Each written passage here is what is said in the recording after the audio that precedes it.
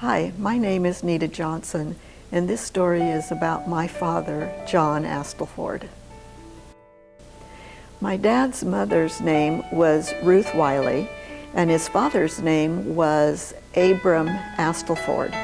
Abram was a Quaker minister in Idaho, California, and Oregon.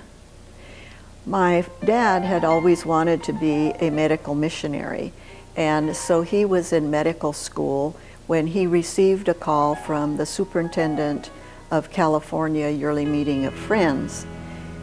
The superintendent wanted to know if my dad would be willing to go to Chiquimula, Guatemala, where there was a Friends mission, because they were having a typhoid epidemic and they needed medical assistance. So in 1941, my father left for Chiquimula, Guatemala, never imagining that he would serve there for the next 40 years. It was then that he met my mother, Esther Hansen, who was a nurse in Chiquimula. They fell in love and got married in 1943. After they were married, they often spent their weekends going on muleback to a village and working with the medical problems in that village and sharing the gospel. I was born in 1945, and I remember my mom telling me that some of the older missionaries felt that it was best not to have children because it would take her away from her missionary duties. But I think both my mom and my dad were very happy to have their firstborn. My sister and I have always been best friends, and often we skated on the sidewalk in front of the mission and rode our tricycle with our good friend Gloria. But I said this was a story about my dad.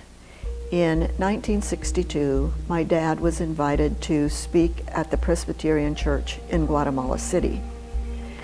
While my dad stopped at the toll booth to get onto the Pan American Highway, two young men came up to him and asked if he would give them a lift up the road to a village.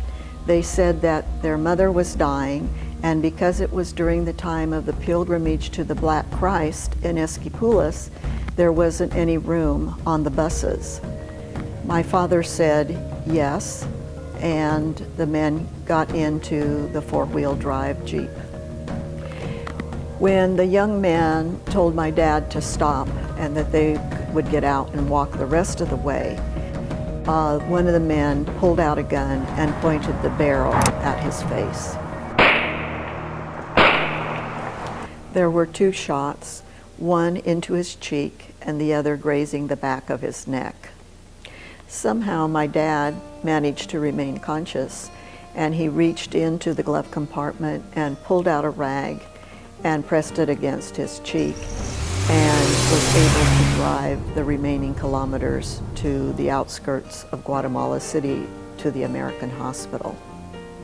At the hospital, my dad motioned for something to write on, and he wrote, "Please call the Presbyterian Church and notify them that I will not be able to speak." When the news of my dad's accident went across the country, there was much prayer that went up on his behalf. And that's when the miracle took place. My dad, several weeks later, went to the examining room, and the plastic surgeon took one look at him, and he went out of the room calling, come and see, it is a miracle." And he was referring to the fact that my dad's skin and the hole in his face had completely healed up. While my dad was still in the hospital, one of the assailants was captured and was brought to the hospital for my dad to identify him. My dad simply looked at him with compassion and said, "I forgive you."